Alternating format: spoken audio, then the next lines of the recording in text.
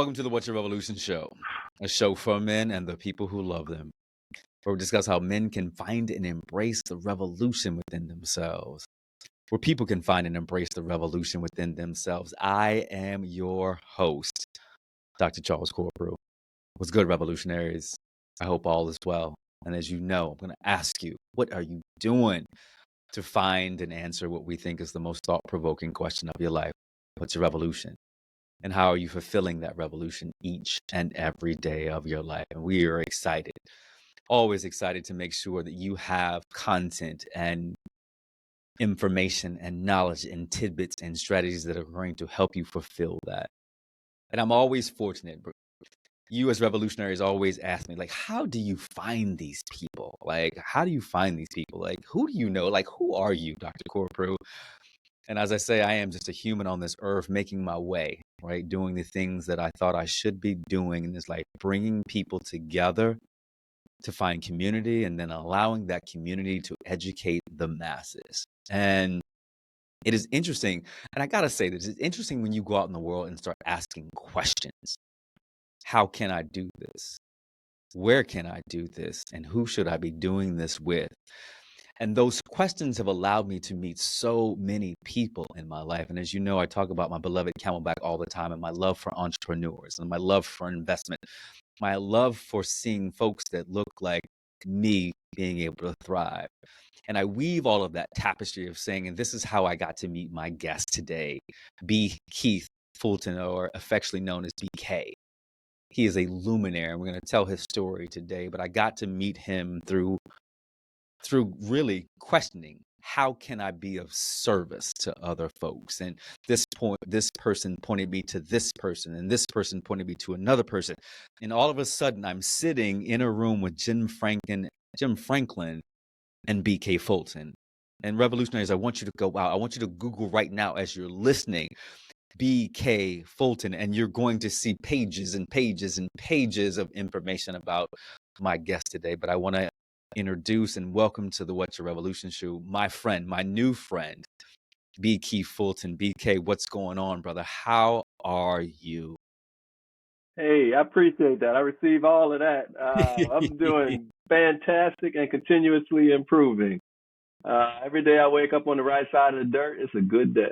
I love that. I love it. The right side of the dirt.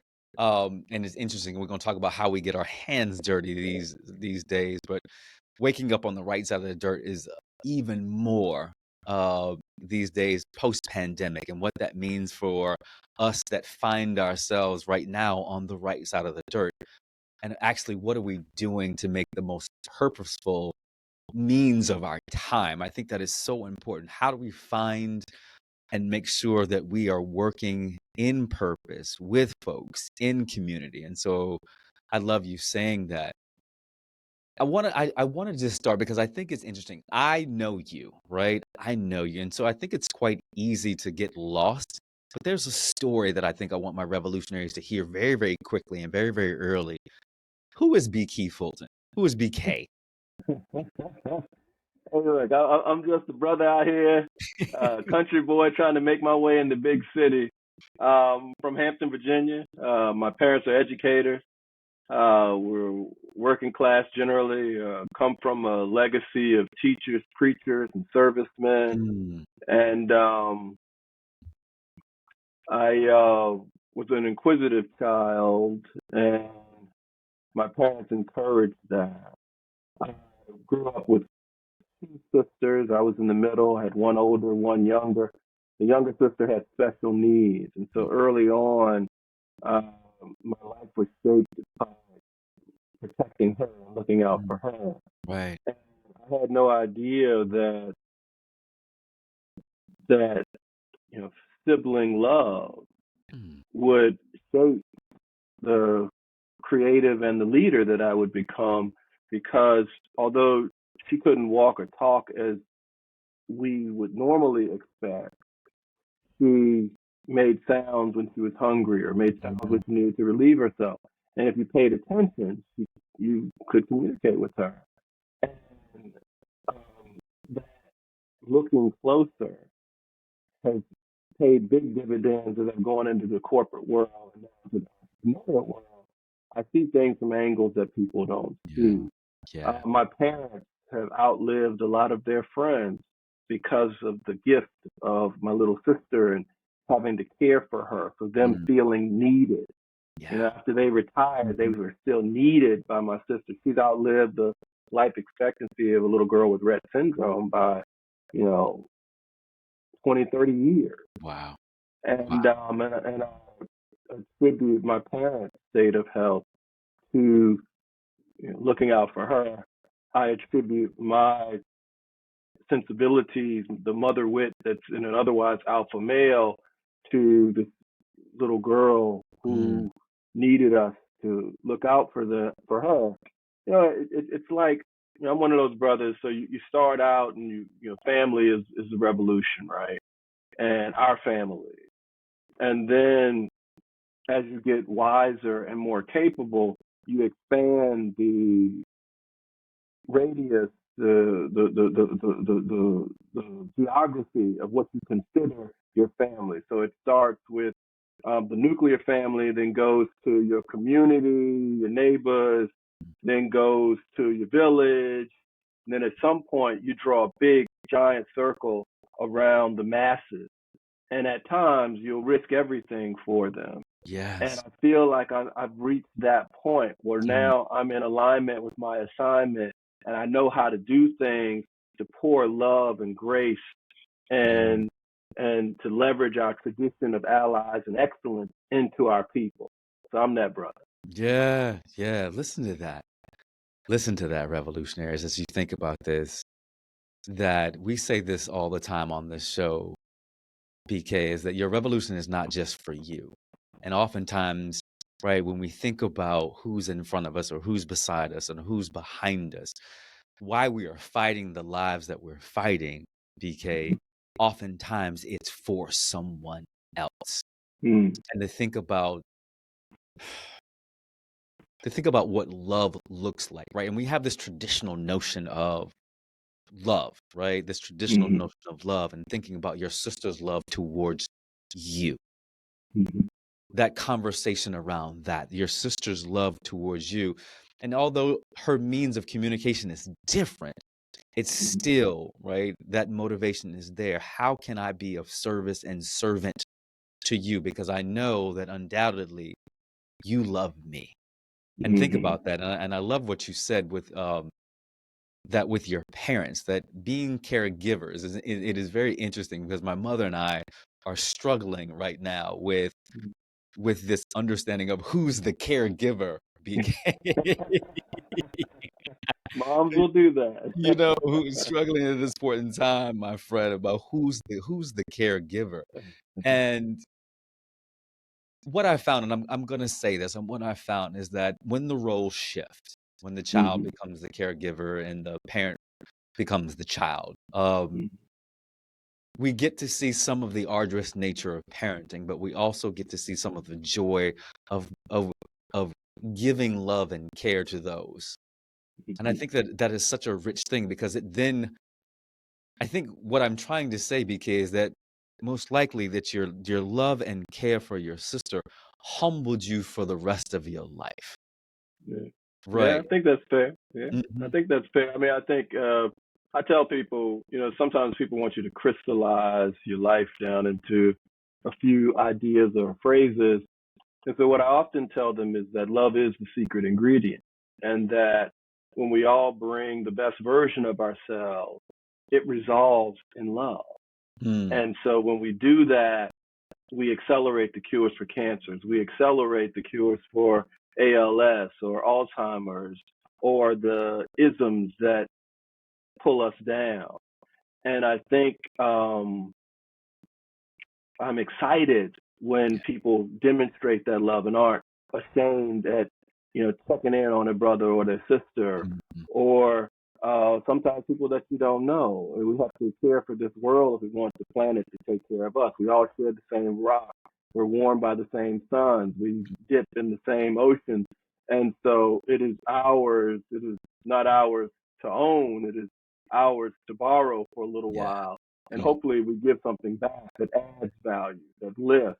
Yes. And Yes. we have to come into synchronicity with our ability to do that. One of the things that I feel like I've done, almost hitting 60, is that I've learned to leverage the stories of our ancestors, my training, and I spent my first 50 years doing what I was trained to do, and now I get to spend the rest of my life doing what God made me to do. And that's We're to gonna talk tell about that. Yes. the stories of how we got here, because a lot of people don't always appreciate the stories that come from our community, Yeah. especially the ones where we're winning. We've gotten prolific at telling the stories when we face challenges, but the medicine is making sure our children in particular know how we responded to those challenges. What do we do in the face of evil? What do we do in the face of difficulty?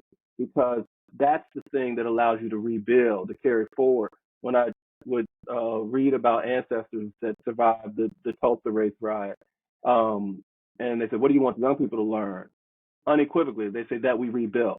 That we They didn't rebuilt. say they dropped bombs on us, they took our stuff. They said that we rebuilt. Um, Too many of our young people are unaware of the accomplishments of men and women who look just like them.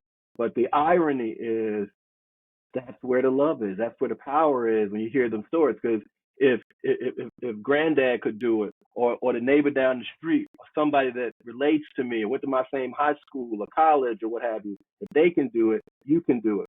And to try to simplify it, in life there are mirrors and windows. Early on, it's particularly important to have these mirrors. So what you see on TV or on movies or hear in radio or read in books, and do they validate your existence Yeah. Yes. and tell you that you can be somebody?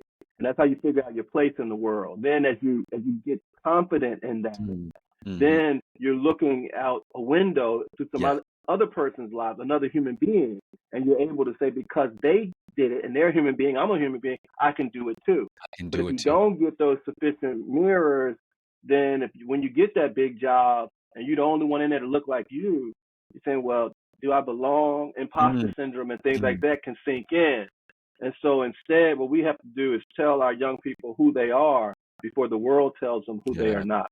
Yeah. Exactly. Brother, you are preaching, and I need to tell my revolutionaries, right? In my excitement because I've got this person on my show, right?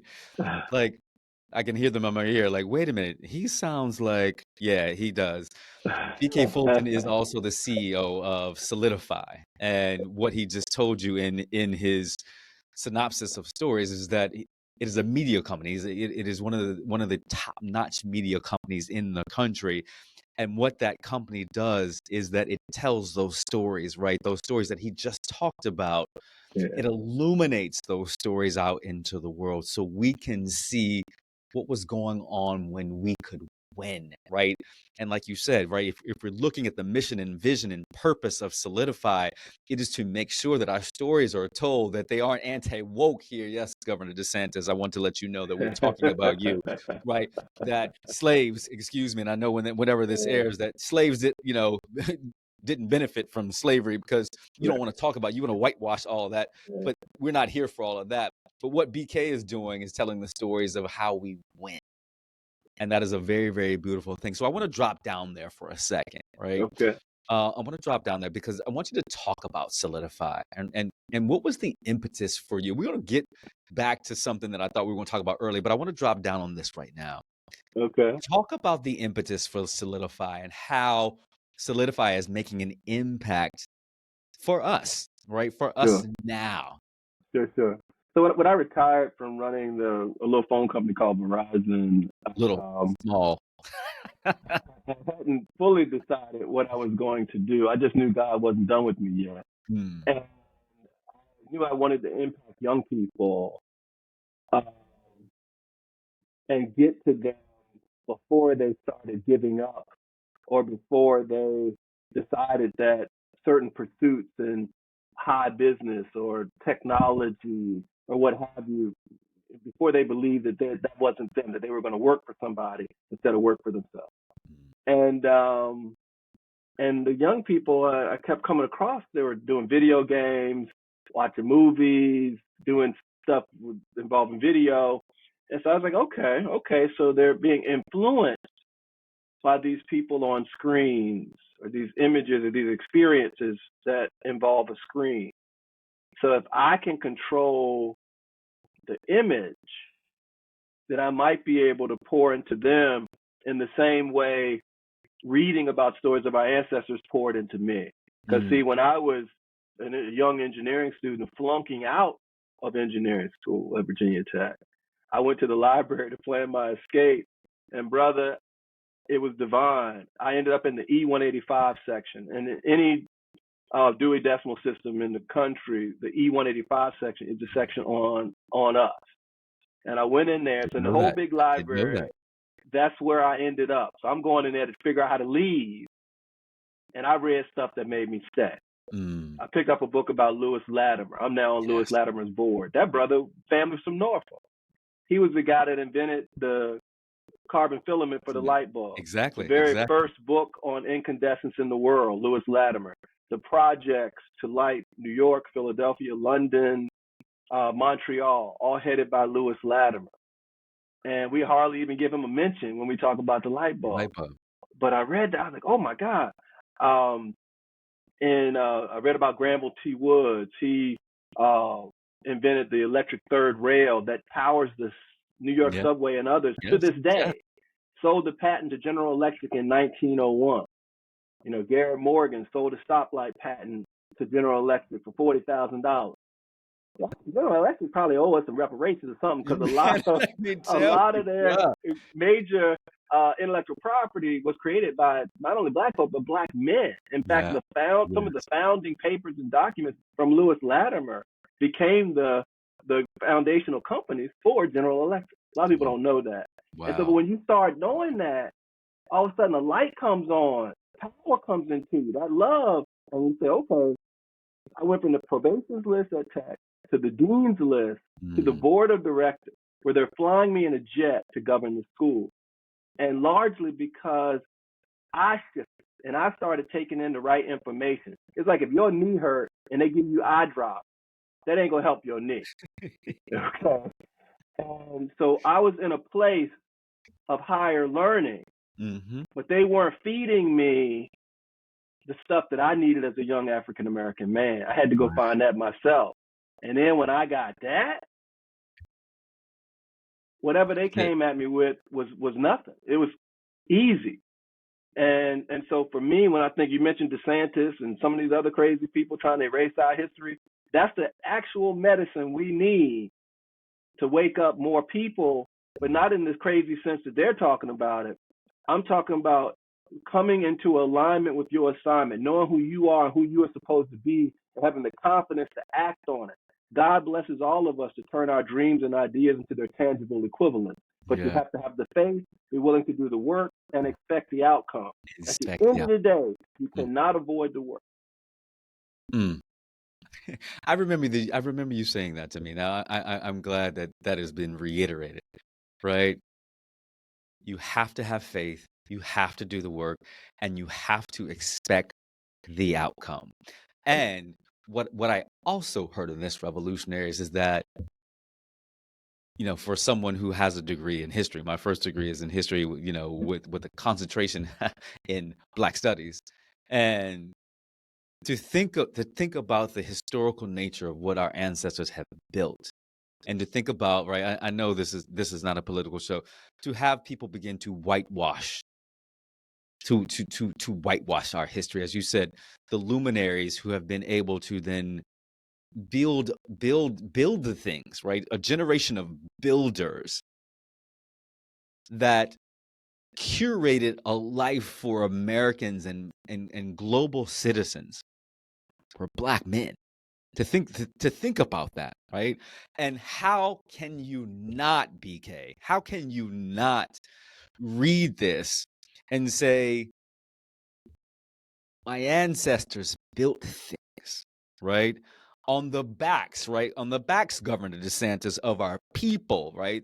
The cotton fields were plowed, the cotton gin, right? Don't get the historians started in here. Thinking about how this transfer of wealth, right, began with the cotton gin and picking cotton and the slave owners, right, voting, and 3/5 don't get me started. Revolutionaries, you know, I can get on my pedestal, on my soapbox Preach, every now brother. and again. Yeah, every now and then.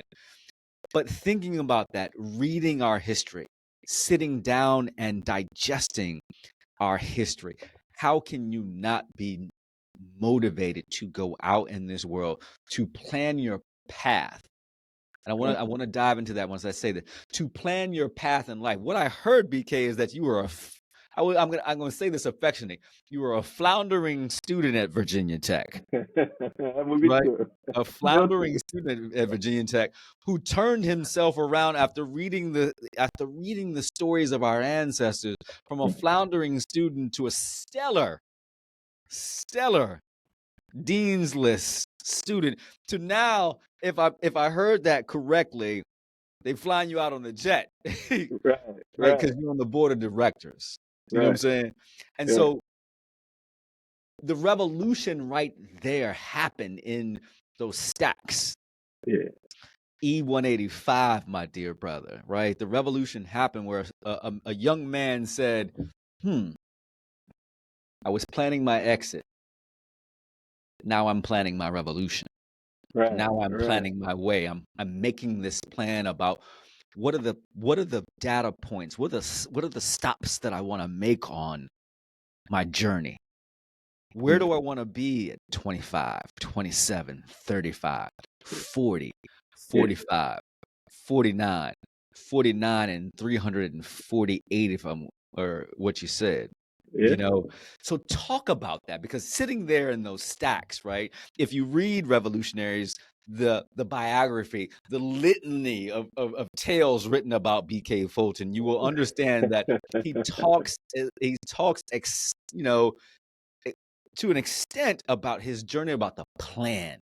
And I think that's yeah. important, BK. I think that's It, important. it's very important. So before I jump into the plan, let me just say this. So the reason that I feel so empowered is I've learned to manifest. I've gotten out of my own way, Mm, and now I feel like I've become a bit of a vessel for good, a vessel for God, a vessel for our salvation, a vessel for love. I think that uh, it's accessible to all of us. In fact, our greatest accomplishments lie on the other side of our fears. And when people make policy or move based on fears, they do things like take away your right to vote, reduce women's rights, uh, try to erase people's history. They increase access to guns. But I'm like, wait a minute. You're telling me we're trying to heal a nation that's willing to tell our young people that they're strong enough for weapons but too weak for words? Please make it make sense. What I realize is people that promulgate these policies, that's out of fear, they don't have the information that we have. They've been given a propaganda that tells them it's a zero-sum game, and you and I have to lose for their children to win. yeah. And what we have learned and we get exposed to is that the world is expansive. The universe is friendly. God has a sense of humor.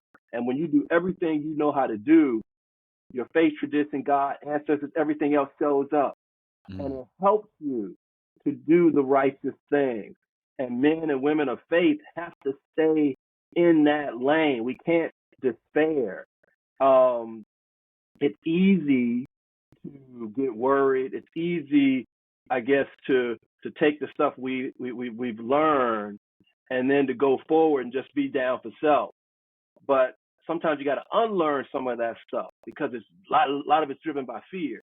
And once you come into the school of love, then you see how big this thing called life mm, is, and yes. and you begin to fall into your responsibility of paying it forward. And I'm gonna say this, it sounds controversial at first, but it's not really. Each one teach one is what people say. I tell them, no, I don't like that. If you don't like each one teach one, I was like, nope. I was like, each one teach as many as you can. That you can.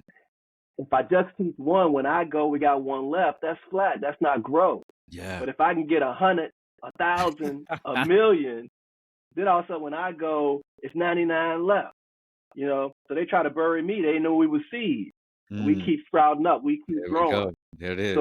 So for me, after getting that enrichment through the stories of our ancestors, I sat down and wrote a 60-year plan when I was 20, 21. And I basically took the stories of 4 people that I respected, and I isolated the common denominators of their experience, and I let that be my plan. I said, I'm going to do what they did, and I figure if I do what they did, then I should be all right.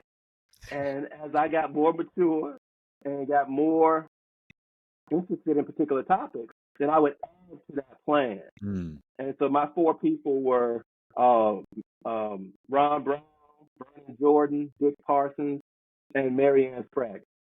All of them had law degrees, so I also have a law degree. All of them worked in the Northeast at some point, so I worked in the Northeast at some point. All of them had some civil rights connections, so I worked at the National Urban League for a minute. And part of my plan was to retire at 50 years old so I could do the work that I was really supposed to do. And I retired at 49 years, 348 days. But writing that plan down, what it does for you is when your life is dynamic. So when things pop up, if it's something you ask yourself, does it help my plan? Does it advance my plan? If the answer is no, you don't do it. If the answer is yes, you consider it. You don't do everything that comes in front of you. You got to turn down some stuff. You know, we only go 24 hours in a day. You got to turn down people. You're not a part of my plan. Right. You know, there's a reason that some people in your past didn't make it into your future, and that's okay. Yeah. You're the captain of your vessel called you, and you have to promote, hire, and fire accordingly. And so for me, you know, as the CEO of my vessel, I knew that I had to find brothers like you and Jim and Ralph and other cats to help us. Because if your plan doesn't require help, it's not big enough. And one of the most courageous things any of us will ever do is ask for help. Yeah. And because that means you got to be vulnerable. You got to trust. Yes. You have to do the stuff you've been talking about or reading about. And the crazy thing is, once you lay out that plan, I had my success plan. I went through it, and the more and more was revealed to me, and I stepped into my own power and what I was capable of. So then when I said, okay, these young people on all these screens, I think I'm going to make a movie company. And I think I'll make a media company. I'm going to invest in projects, videos, and Broadway shows, and leave a digital legacy of uplift. And what's interesting is our ancestors have done it before. One of the very first film companies ever created was the Frederick Douglass Film Company, formed in 1915. A lot of times people get it wrong and they say 1916. I'm a lawyer. The incorporation papers say 1915. I love it. I love it. And it was created in response, direct response to the birth of a nation. First film shown in the White House. Right. You know, but it was a cowardly negative portrayal of our people. We come from a legacy of allies and excellence. Kings and queens. In spite of the barriers put up against us, we still overcame. We still work together. We don't get to do this show. We don't get to walk in the circles we get to walk in without a lot of good people doing work and coming together and saying, enough. Let's keep going. We're going to sacrifice it all for children we might not ever meet, you know. And so I've committed my life to building pools I may never swim in, but you have to do the work. People always sometimes talk to me, well, it's so hard right now. I'm like, hard right now? You have citizenship, you've got education, you've got loot. Ain't nobody barking no orders at you. Our ancestors, in my view, had it super hard then. Now it's hard. Right. So Right. this might be racism light. I ain't saying it's not there, not real. But if you're saying this is the impediment to the zenith of your potential, then you need to read more. You're mistaken. Man. You're making excuses. You Mm. know, there's a brother, Reverend Dr. William Simmons. He was the president of Kentucky State in the late 1800s. Okay. He wrote a book called Men of Mark. And he had Yes. noticed that his students were, his words, I noticed over the years that my students were woefully unaware of the accomplishments of men and women of our stripe. So I wrote this book so that they would know that these men, he died before he finished the one on women, but these men achieved at the highest level no more than 25 years outside of bondage, them and their parents. If I show my students that they can do it, my students will know that they also can do it if these men had done it. And I didn't know about this book, 1,300 pages of biographies of Wow. successful black men published in 1887. How come as a black man I didn't learn about that till I was almost 60 years old? Wow. I mean, that's the kind of stuff, that's the kind of medicine. So now I buy the book and I give it to brothers. I'm like, look, read this. And even successful brothers I give it to, because we have always been the Steph Curry, LeBron James, Magic Johnson, you name it, of resilience and tenacity. But there's still room for growth. There's still room for even a next level. There's always a higher gear. And that's the wonderful thing. That for as much as people say I've done, I feel like I'm just getting started, brother, because I'm just Yeah. figuring out who I really am. At 57. Yeah. That's brother. I think when I hear that story, I think about you were 24, you wrote a 60-year plan. That's what I hear. Wrote a 60-year plan. And then have stayed dedicated to that 60-year plan. That's right. And that is the interesting thing. I want to pull out and thank you for illuminating all of that revolutionary, the Men of Mark. I want you to go and read that, right? And I think that's for everybody because yes, you and I need to read that book because we need to be reminded of our kings and queens. One of my guests, Chris Chapman, who is the CEO of Keymakers in Oakland, wonderful brother. But he talks about like put your crown on and rock it, right?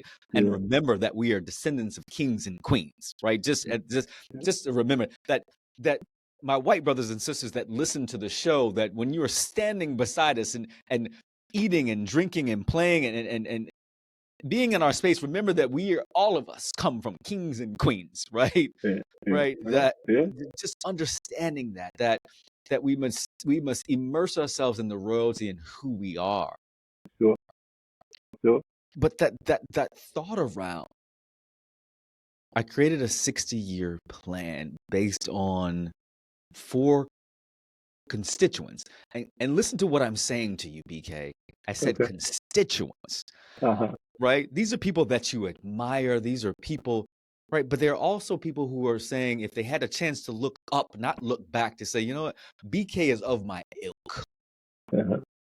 You know what I'm saying? And so we understand that BK is standing on our shoulders, right? And because we win, because now BK gets to win. And as you Yeah. said, BK, is that it's not each one teach one. It is let me teach as many folks as I can. And Solidify does that, right? You Yeah. see how I did that? That's Solidify nice, brother. That's smooth. Solidify does that. It allows you to teach the masses about the stories Right. of our people. And I think that Yeah. is phenomenal. But I want to pull back 1 second because I think it's important to understand if you have a 60-year plan, there's going to be adversity. There are going to be places and spaces where there are things that may want to take you off course. Right. How did you stay on task, on purpose, right? Sure. Yeah. So the plan, the beauty of having it written down is that if something comes up that's trying to take you off course, you look at it. Does this thing help my plan? So let's say, to keep it simple, let's say I need to get to box number 10 and I have box number 1. Arthur Ashe said, start where you are, use what you have, do what you can. So I take my box number 1, find box number 2, and put that together. Now I'm at 3. Then I use 1, 2, and 3 to create 4. And then I use those 4 to create 5, maybe jump to 6. So before you know it, you've built this scaffolding that gets you to where you want to go. I didn't say it happens overnight. I didn't say it happens when you're dead. When you're gone, I guess we don't really care, but it's in the middle. It's the dash. It's, you got a born date and an end date, and that dash is your life, and what are you going to do with it? And so for me, I would measure things that came up and say, does it help my plan? Young lady want to date and want to have babies. I'm like, no, baby, that ain't on my plan right there. No, can't do that. It's not on we my can plan. hang out. We can dance a little bit. We can have some fun. But this family planning thing, I need somebody to stimulate my mind and my heart. Right. That's going to make my house a home. I can't just go for the big butt and smile, And so, but what I'm trying to introduce here with a little levity is we should expect things to pop up. And so one of the things that I think is an error is that people focus too much on the problem. Because I expect things aren't going to always work out, I keep my eyes open. But as long as I have a plan, as long as I am prepared, as long as I have friends like you and a network, as long as I have God, I have enough. I am enough. Right. And I've got this mirror of excellence and allies that I'm relying on, this rocket fuel. I've got this plan that's based on the work of others and their lived experience, so it ain't no made up stuff.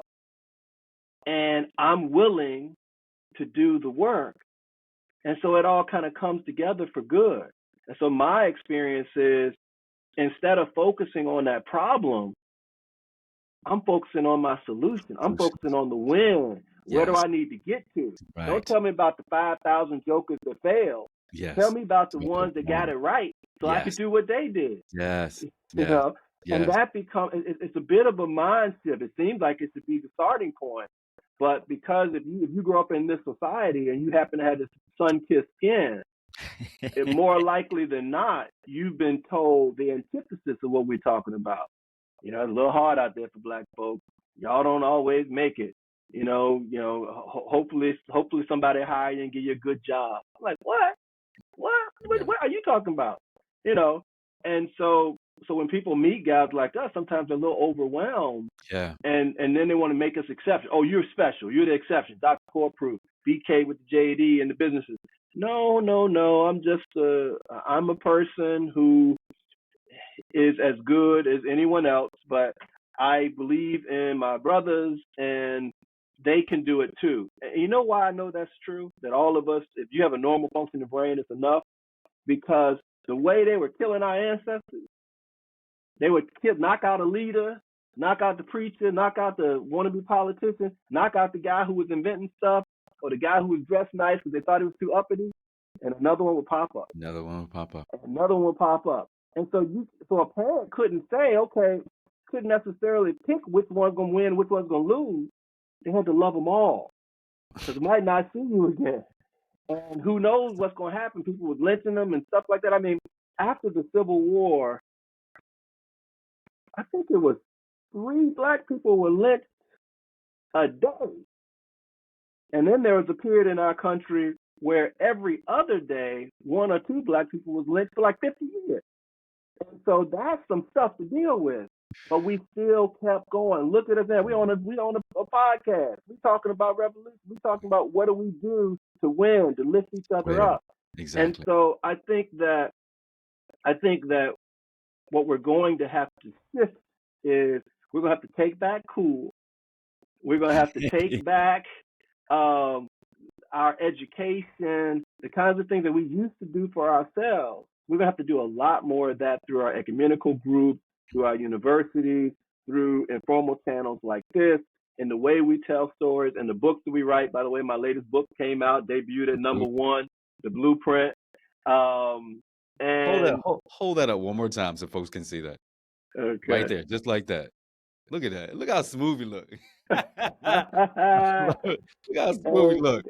look, somebody asked me to write down what's the secret sauce, and so I put it in the book. We actually already did so well that we're already writing the sequel, Mm, and it's going to be called The Blueprint Part 2, Sheroes and Heroes, where I'm okay. going to display biographies of successful people of all stripes. It'll be mostly men and women of color, but I got some other allies in there. The founder of Netflix, for example, got Jeffrey Wright, Leon Robinson, Vivica Fox, a number of Love me people some like that in the Jeffrey book. Wright, brother. He's a great actor. Great actor and a great person, and they were real with us, and they told the story of how they got to where they are. So you got this whole origin story that it wasn't always the big name on the silver screen. Many of the actors just kind of started on stage in school Yeah. and stuck with it. And so that'll be out probably release that in 2025. But this year we've got 4 films coming out, a Broadway show. We relaunched Movie Pass 2 months ago, and got the Wiz revival coming back. Our last Broadway show, The Piano Lesson, was nominated for 2 August Tonys. Wilson. August Wilson. August Wilson had Samuel August Wilson. Jackson, John David Washington, Danielle Brooks, was the highest grossing revival in Broadway history. Mm. And so what's kind of funny, people's like, BK, wait a minute. You were just involved with the highest grossing show in Broadway history, and you still working and still doing these other things? Yeah. Why? I got an email from you at 3:00 in the morning. What's that about? I said, I work while you sleep so I can live like you dream. You know, I love it. we are the dreams of our ancestors. Yes, And yes, yes. but to manifest that, we got to stop dreaming and get up and get Execution. out and execute. Yeah, yeah. BK, whew, that's a lot. And you are exactly right to think about that, right? To think about all of this on the heels of our answers. We, as B Mike says, the beloved New Orleanian, we are our ancestors' wildest dreams. Yeah. And to think about that, right? As you said, we're sitting here on a podcast, right? This podcast is 6.5 years old, top 10 globally, simply because I said one day I wanted to have the stories. Here it is. I wanted to tell the stories of Black men and There it is. people, right, who are doing revolutionary things in the world, and to have it memorialized, right? So you can look back 10 years from now, but like, let me go listen to BK Fulton, right? Let me go listen to Chris Chapman. Let me go listen to Chris Matthews, right? Let me go listen to all these luminaries, Turner Vegan, Dr. Oh my God. Oh, he's going to kill me. It'll come to you. It'll come to you. Keep on. It will come to me. It will come to me. Dr. Travis Batts, who is my There recurring it guest is. and my good friend, right? All of these things, this opportunity to have our work memorialized, so our children, the folks coming behind us, can see that we were winning. That we were winning. Because too often, because I'm gonna get to this story about Stacey Spikes in 1 second, right? And listen to how I'm gonna bring it in. You said too often we hear these stories about how we can't win. We hear these stories about the lack of investment dollars that come into Black and brown companies, right? But we know that our companies, right, upon investment, right, are some of the most prolific companies, right, globally. But just all of a sudden, you can't build enough. You got to give us this. Where's the revenue? If you remember, to get into the Masters, right, the brothers were winning, but each time the goalpost got moved, it got moved. Well, you needed to win this tournament. Well, you're playing this tournament. Well, I won that. Well, you're gonna need to win this. But the interesting thing about it is that when we have the chance to build like everybody else, BK, guess what we're building? I want you to talk about why it is important for us to invest in Black-owned companies, diverse-owned companies, women-owned companies. Why is it so important for that? Yeah. One of the key reasons is that the makeup of a company's workforce typically reflects the ethnicity and often gender of the founder. Mm-hmm. It is an interesting phenomenon. I think probably about 80% of the time this happens. And so if we're not creating businesses we don't give ourselves the license to hire the folk that we want to hire. And so we put ourselves at the mercy of other groups, and if this kind of formula holds, then they're likely hiring folks that they know and they think they can relate to and that sort of thing. What I do love about this history of allies and excellence is that there's a shared narrative. And so when you hear me talking about revolution and things like that, I'm not being race specific in that, because there's some white folks that help me, some Asian folks, some Chinese, some Jews, some Gentiles, and there's some folks that look like me that at times have tried to pull me down. Yeah. And so you know, all skin folk ain't kinfolk. and at the end of the day, you have to be a good judge of character and what are the person's values, how do they treat people. I try to treat everybody like I want to be treated. Yeah. And I pay attention. You know, I don't give you too many times to hit me upside my head. You know, and then I'm a black belt in 5 different forms of animal style kung fu. So you don't want to awake that part of BK, you know, because you're gonna be a bad day. You know, that's it, right? But I don't have to lead with that. I lead with love. I choose not to lead with my claws. I have them, but I choose not to lead with them.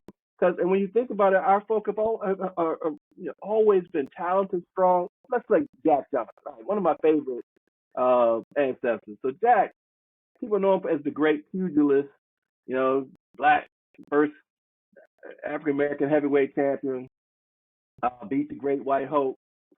But people don't know he was a beautiful man of culture and class and the way he dressed. He was also a creative mechanic. He invented, he had an improvement on the wrench and got a patent for it, and they called it the monkey wrench to insult him, but that's where that comes from. I did Let me not get that know monkey that. wrench. I did not know that. But there's a documentary by Ken Burns called Unforgivable Blackness. And my favorite part, so Jack was driving one of his race cars and went past this officer flying. Officer on a motorcycle, chased him down. Said, I didn't know it was you, champ, but this going to be an expensive ticket. Now, it's like 1901, 1902. So I think it was like $50 ticket. And back then, that's a nice piece of money. And Jack reached in his pocket and pulled out a wad of money. Here's $100, because I'm coming back the same way I went through. I'm like, my brother. He was like, he knew who he was. I mean, they had to create an act of Congress to take him down. You know what that was? The Manumission Act. So it was formed because Jack had a bad habit of hanging out with a lot of white women at the same time. And so it said the Manumission Act, you look it up, you're not allowed to take white women across state lines for lascivious purposes. And that's how he was taken down. Not in the fighting ring, but in Congress. It's crazy. But so to think about how powerful we are, that you got to get a whole Congress to take a brother down, because black people getting too excited. They're getting too much confidence. They're believing in themselves because they're seeing this warrior take on all our stuff. Yeah. And that's the fear. I mean, think about it today when some of these cats have fears. They will not replace us. We ain't trying to replace them. We got way higher aims. But because they're like, wait a minute, we had our freedom the whole while and we struggling. These cats coming out and running Verizon and running investment companies and got podcasts and stuff like that. You know, just like Reverend Dr. William Simmons said, in 25 years, going from bondage to doctor or to preacher or to teacher or to lawyer. Wait a minute. What manner of men are these? While we're in the United States, if you look back and go further back to our deep ancestral heritage, then the richest man ever to have lived, Mansa Musa, and in Africa, and the pyramids, the Benin kingdoms, and all this stuff we can point to, the beginning of language and script and alphabet and science. People say, well, the Bible. I was like, okay, fine. Where's the oldest Bible at? In Ethiopia. It's 800 years older than the interpretation that the Greeks did for the King James. 800 years older. The Moors ruled Spain for 700, 800 years. But so we can go to that. But my belief is when people see us, they're often in awe that we can come out of these ostensibly difficult and challenging situations and become not good, but Right. the best. Yes. Great, exactly. And that's divine. It's like when I tell people, it's my faith that drives me in large part, but God is more than good. I mean, chicken is good. God is great. Yes. God is great all the time, as we say at the First All the Baptist time. at the great First Baptist Church, View Street in Norfolk, Virginia, There formerly you led go. by the Pastor Robert G. Murray. And All so right, all right. shout out to them. Amen. But Pastor you're Plate. right. I love, and I just keep thinking about like the power of Black history, right? And thinking about like as I title this, as I title this in my mind, it is a very interesting thing thinking about that. And revolutionaries, I want you to just spend some time, right, going and listening to some of the teachings. And I say that, because at the end of the day, we are teachers. We are Yeah. people who find ways to teach. I was a school teacher at one time. One of the greatest joys of my life was sitting in the classroom with my young brothers. They're the Yeah. ones, BK, who propelled me. They're the ones who Wow. said, right, when you have, 14, 15, and 16, 17-year-olds telling you that you can be bigger than this, Mr. Corprew, that Dr. Corprew sounds much better than that, even though there was a great Mr. Corprew who was my father, who did amazing things in the world, but my students. And so being a teacher, right, allows us to then go out into the world and to disseminate information, hopefully that allows us to illuminate and revolutionize people's lives. I want to end with this, and it is completely off topic, but on topic in one way. Like if you meet BK, you know that BK likes nice things. He likes really, and he's positioned it. You have positioned yourself to be able to enjoy nice things. And I remember, and I've said this on the show before, but my frat brother, Steve Harvey, said one time, when he was coming up, he said, buy the first class ticket, right? Buy the first class ticket. He said, because once you sit in first class, and he said, buy, not get upgraded, right? Buy the first class ticket, because once you sit there, you'll never want to go back. And he was like, buy the expensive suit, because once you feel the expensive suit compared to anything else, you won't want to go back. Yeah. Talk to me a little bit, BK, about why we should sometimes buy nice things for ourselves as a means of motivating us to move to the next level of our lives. Yeah, okay, two things that are on point. I'm glad you asked that. So one, not to sound more, but life is short, and we didn't come here to stay, and you can't take none of this stuff with you. So you might as Mhm. well enjoy some of it. I don't say Yes, be sir. wasteful, but I think rewards are due. I can't be the dream of my ancestors if I'm not trying to enjoy some for them too. Yeah. And so my granddad's not here, but when he saw my house before he died, he said, "You live like the white folk live." He said, I love this." He said, "You make more than $40 an hour?" I was like, "I make more than 200 an hour." He was like, "What?" He said, "White folks would come all from overseas to kill you back in my day." and so he enjoyed. I was happy that he could have that experience. He grew up in a Yeah. shack in South Carolina, Yeah. Queen Street, Yeah. South Carolina. But he had enough sense to send his family to school. He worked. He was an independent logger. He was buff his whole life from lifting them logs and did independent. And so we didn't come here to stay. So that's one reason why you should treat yourself every now and then. The other thing is it makes you feel good. And success is not what leads to happiness. It's happiness that means you're successful. So I'm Yeah. happy, and I can be happy with one car or two. One is Mhm. enough. I happen to have a little more than two, but I like it. So it's a beautiful thing. And so what I try to tell people is treat yourself well. When I was in law school, I started this tradition of buying a pen or a nice shirt or a new jacket before a big exam week to reward myself for the performance that I was about to have. Wow. And Wow. then the cool thing was, and I would wear it to the exam. So I'm sitting in the exam with my fresh stuff on, feeling good, almost to the point where even if I don't do good on the test, I still got my stuff. So it's going to be all right. It's Right. going to be all right. And then what ends up happening when you take that and you start feeling good about stuff, you sit a little different, you vibe a little different, your mindset is different. That's what he But if I'm said. sitting there in the exam and I'm all raggedy and don't feel good, embarrassed, and mad because I got to take a test, it's going to show up in the result. That's correct. And so I go in there feeling good. I go in there representing my people and my ancestors. I go in there happy, and I knock it out of the park. Yeah. It is amazing how that stuff comes together. When we're playing ball, you're on the court. I was a basketball player. My best games was when I was the most happy. I was in the flow, having a good time. I still remember the plays and things like that, but I wasn't trying to be perfect. I was trying to have fun and help my team to win. And so, at this point, our generation has the baton.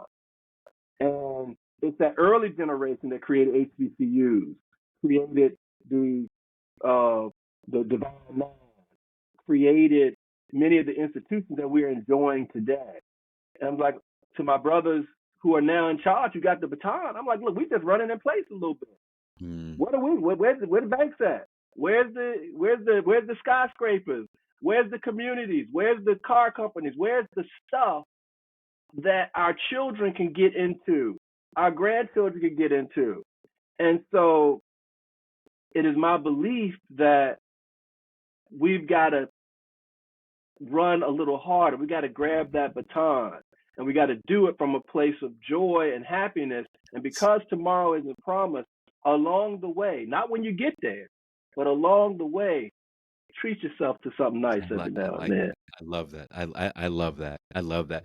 And I think a part of that is getting out of that scarcity mindset that can sit in sometimes. Like, and one thing, if you see BK, you'll know, right, his affinity for watches, right? If you know, and look, I keep seeing you flash that one you got on right now, but you know what I'm saying? You got good taste, brother. Hey! I know class. Look, I know class when I see it. You know what I'm saying? No class. But that's the thing, and I'll tell this story to close this out. I remember when I was moving to New Orleans, and my father, one of the most well-dressed, classy, just eloquent, well-educated, I hate this, well-spoken. Just he was a man's man. You know what I'm saying? When he came to that. And I remember, in my frugality, we were traveling, and I had booked, I had booked some 3-star hotels, we call it that. And my father said, look, he said, my name is Charles Corporal, and I don't care where you sleep, but I will not be sleeping in there. So I had to rearrange my entire plans, right, for him. But it was a learning lesson for me then, as a young man, to say, treat yourself well. Yeah. Right. Let me say this to you. It's important. I know we got to shut it down, but I love what your dad said. It's like we teach people how to treat us, and it starts with how you treat yourself. Yes. If you ain't worth first class, why should somebody else treat you like you first class? If you ain't worth first class to you. Right. Exactly. No. Exactly. You were exactly right. And it was one of the greatest lessons. God rest his soul. That man was amazing. That man was my best friend, my everything. But he was one of the greatest teachers of my life. And that stayed with me. That stayed with me. And so I think about every time where I stay. And I think about my dad. My dad is in my ear. Would I stay there? Yes, Dad. You would stay. You would definitely. Look, my dad's funny. He wanted to be. I asked him if he wanted to be an extra in one of my films. And he was like, "Yeah, I'll be in there." I was like, "Oh, you want to be a slave?" He's like, "Hell no, I don't want to be no slave." he's like, "What you paying the top man?" I was like, "Well, Samuel Jackson's in the next one, and he getting a nice piece of change." I want what he gets. I was like, what? I want what he gets. I was like, but he is the lead actor. He's like, well, that's good for him, but I'm the top man too. And so I want top man money. And so I'm that's not how my mad at dad that. is. And so I'm we not mad. laughed. And I Yeah. said, Pop, I ain't put you in the film. I can't But pay. I I can't afford appreciate you. I appreciate what you're saying. I'm not mad at that. I'm not. Look, I'm not mad at that, brother. Look, I just want to tell you how much I appreciate you. How I much appreciate that you too, brother. our friendship, our budding, our continuing friendship, my admiration for you, who you are as a human, who you are as a leader, who you are, as a luminary in all of the fields that you're doing. Even as a man of my, we're still very close in age, but Sure. oftentimes, and I'll say this out loud, DK, is that oftentimes, there aren't many folks for us to look up to as we move up, right? We are the people, we are the mentors, we are the figures that people are looking at. And to be able to look up and say, hey, there's still another perch that I can get to, right? Because I can see BK up here. I can see, let me go home and, it's not a 60-year plan, but let me make sure that this 15-year plan, right? And I can move on down the way. And so that's a wonderful thing for me, because revolution is about growth, right? This is not about, marring the streets of rioting. This is about personal growth, right? And our logo, there's an opening in the logo where there's it's not a full circle. And so there's a beginning and an end to a revolution. I think, and we say this to my revolutioners all the time, that once you answer the question, right, you are now on this journey, and that journey should end, because then you're taking a pause. You're gonna celebrate that win when you finish, and then you're gonna start the next revolution. So thank you. I love that. May I respond right quick? Please go ahead. So one of the things, as you complete that circle, people will see you on the path and they'll say, well, you can't be having any fun because I never see you at the club. And then what you have to remember is that, wait a minute, look at my life. Look at this nice stuff. Look at this experience. Look at where I am. Look at my beautiful bride or my beautiful partner. I'm having a lot of fun. And by the way, I never see you at the bank. I never see you at the bank. Again, we've got to take back cool. We can't let the folk who are struggling define what the zenith of our experience ought to be. Yeah. It is those of us who are becoming the elders, who have the baton, who have the wisdom and the training. So the best of us have to help the rest of us. Yes. To be who God made us to be. Yeah, that's it. That's the drop the mic point. Revolutionaries, look, this is a masterclass with B. Keith Fulton, BK, affectionately known as. Please go check him out. Please go check out all the work that he has done. Former executive of Verizon, then turned into media mogul, CEO of Soulidifly, that's telling the stories of our people, those positive things that we need to see out in the world, that shows us that we can and are winning. You know that I love you and that we are here for you, and that we always want you to be able to answer what we think here is the most thought-provoking question of your life. What's your revolution? We will talk to you soon, and I wish you well. I love you. I love you. I love you. Peace. Peace. Love you too, brother.